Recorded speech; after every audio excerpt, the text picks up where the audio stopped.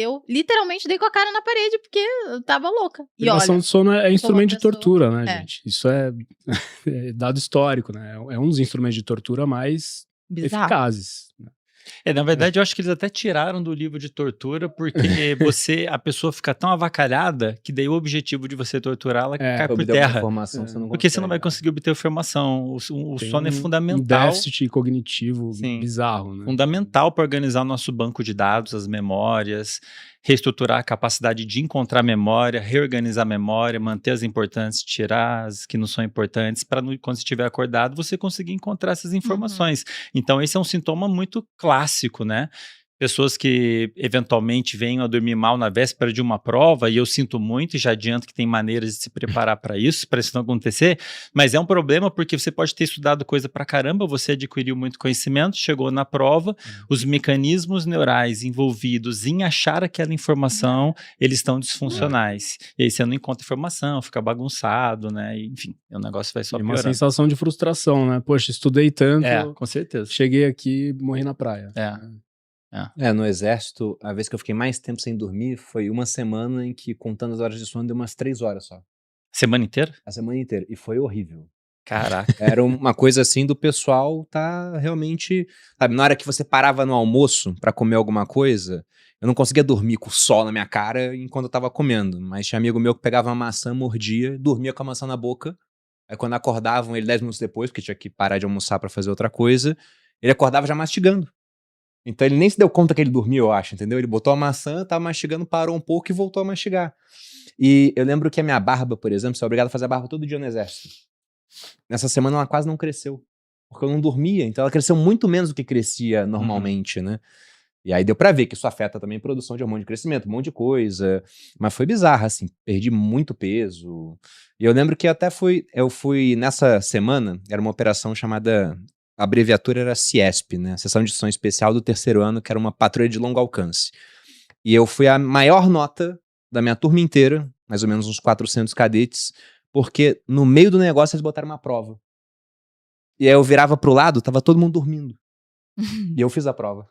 Eu tirei uns 8 na prova. Enquanto tem gente que tirou, sei lá, 2, cara, começou a escrever e depois parava, entendeu? Então, porque eu não dormi, eu acabei sendo destaque. Não, porque você lembrou das coisas também, amor. Não, sim, não foi só isso. Você mas isso é bom ajudou de muito, porque outros caras também não dormiram. Mas assim, sei lá, 10 não dormiram. Eu olhava pro lado assim, tá todo mundo dormindo. E eles não acordavam, né? Esse cara não quer fazer a prova, vai ficar com uma nota ruim, entendeu? Entendi. Esse é o sono implorando por um dos processos mais fundamentais para o corpo inteiro funcionar, não é só o cérebro, o corpo inteiro depende do sono, né? E ele começa... Eu acho que todo mundo que está assistindo a gente deve ter tido algum episódio de não ter conseguido dormir pelo menos uma noite. É só você parar para lembrar como é que você ficou no dia seguinte. Provavelmente você ficou muito ansioso, muito agitado, com dificuldade de concentração. Descontrole de apetite. Descontrole de apetite. Mais impulsivo. Capacidade de tomar de decisão diminui muito. Você fica um caco, você vira... Querendo matar bicho, o marido. Né? Também. E o que acontece durante o sono que é tão importante assim, a ponto de a gente não poder abrir mão? Posso? Ver. Vou introduzir, Manda você ver. aprofunda. Bom, acho que vale dizer, Bruno e Malu, né, deixar claro para o pessoal que quem é adulto, todos nós adultos, e incluindo idosos até onde eu sei, precisa de aproximadamente 7 horas de sono. Por que a gente precisa desse tempo aproximadamente? Para dar tempo de passar por todas as fases do sono. Então a gente passa por várias fases ao longo do sono, a gente tem uma série de eventos elétricos e químicos acontecendo. Já desfazendo um mito aqui, o cérebro não está desligado quando a gente está dormindo, ele está muito ativo, só que de uma outra maneira. Então tem vários eventos, as áreas conversam de maneira específica, sinais químicos aumentam, diminuem, e são todos processos fundamentais para você restaurar a capacidade do cérebro, reorganizar seu banco de memórias, para o aprendizado de um modo geral, enfim, para uma série de funções, né? Então é muito importante que a gente consiga passar por todas essas fases. O que me leva ao segundo ponto, sono de qualidade. Porque às vezes a pessoa fala, Andrei, mas eu durmo 7, 8, 9, 10 horas, acordo exausto. Pode ser por vários motivos, mas um deles é que talvez a qualidade do sono não esteja boa, né? A capacidade da pessoa de passar em ficar em cada estágio adequadamente, cada estágio com a sua respectiva função,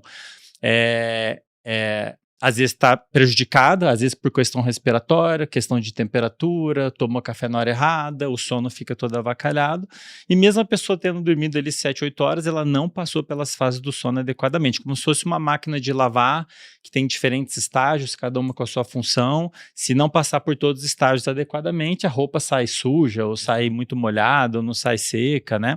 Então, só para citar um exemplo, tem um estágio do sono, que seria o terceiro estágio do sono, que a gente chama de sono profundo, que entre os vários eventos que acontecem ali, a gente tem um aumento do fluxo de sangue e do líquido que banha o cérebro, que funciona como um processo de lavagem mesmo, uma lavagem mecânica, né, por um sistema, muito bonito inclusive o mecanismo, e lava o nosso cérebro de substâncias que acumularam ali ao longo do dia, metabólicos, como se fosse o lixo que vai acumulando.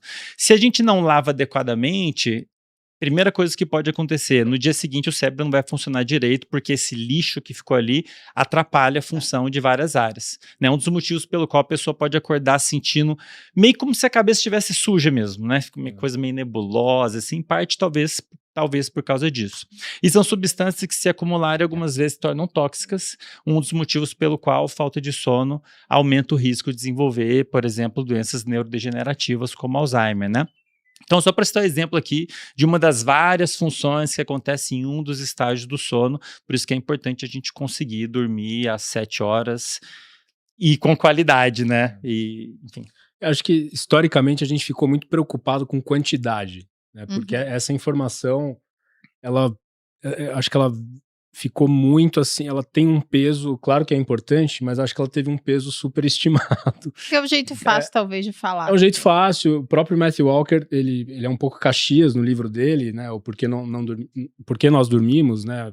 Discordo ali de algumas coisas da forma como ele coloca, porque essa coisa da quantidade ficou muito pesada, né? Só que a gente tem que lembrar, como o Andrei falou, que o sono ele é dividido em 4 partes, né? Tem as 3 fases do sono não REM e o sono REM. Né? Essa sigla vem do inglês, que é movimento rápido dos olhos, né? E foi descrito dessa forma, né? A pessoa que descreveu ficou acordada para ver os pacientes entrarem em sono REM, então os olhos se mexem de uma forma muito rápida, existe uma movimentação lateral com os olhos fechados e tudo que não fazia parte daquilo virou não REM. E aí, por análise do eletroencefalograma, que é aquele exame que tem um monte de eletrodo aqui, eles foram dividindo, né? Estágio 1, 2, 3 e 4, depois juntou o 3 com 4, virou só 3. E é nessa fase 3, que é o sono profundo, o deep sleep, né? Que aparece aí nos relógios e tal, que é onde esse sistema de lixeiras do nosso corpo funciona, né? Só funciona nessa fase, não funciona em nenhuma outra fase. Então você tem que passar por todas as fases e chegar nela. Cada ciclo desse, né? Não REM, que é um ciclo ultradiano, ele demora mais ou menos uns 90 minutos. Tá. Né? E o cérebro vai alternando. REM, não REM, mais ou menos umas 4, 5 vezes ao longo do período de sono. Né? Então a alternância de ritmos é o que nos faz vivos. Né? É o que traz ali de fato uma sensação de sono reparador ao acordar. É que a gente não tá ali com essa consciência, né, que a gente tem aqui, né? A gente se retira, mas biologicamente a gente está muito ativo. E essas coisas precisam acontecer. A alternância é o que vai fazer com que a pessoa se sinta bem no dia seguinte. E todas as fases são importantes, né? Além dessa obsessão por quantidade, sim, existe uma obsessão pelo sono REM. O sono o pessoal REM. me pergunta muito sobre profundo. O que eu posso fazer para aumentar o sono profundo? Eu ia perguntar do profundo agora. As pessoas têm um especial interesse, acho que porque ele realmente... Mas qual que é o mais importante? Não tem. Todos eles são importantes. Todos são importantes. Porque é um conjunto. Né? É uma unidade ali. É um fenômeno que tem suas características, mas a unidade deste fenômeno é o que vai trazer uma sensação de sono reparador.